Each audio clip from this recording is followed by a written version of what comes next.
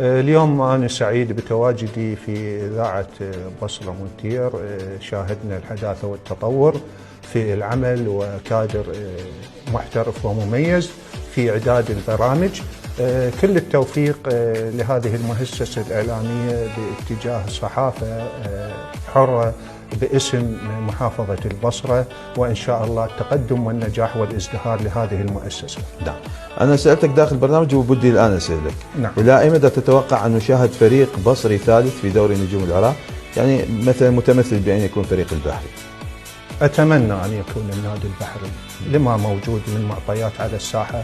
هذا النادي العريق صاحب تاريخ، نتمنى أن يعود إلى سابق عهده والتقدم باتجاه المراكز الأولى والتأهل مع أشقائه.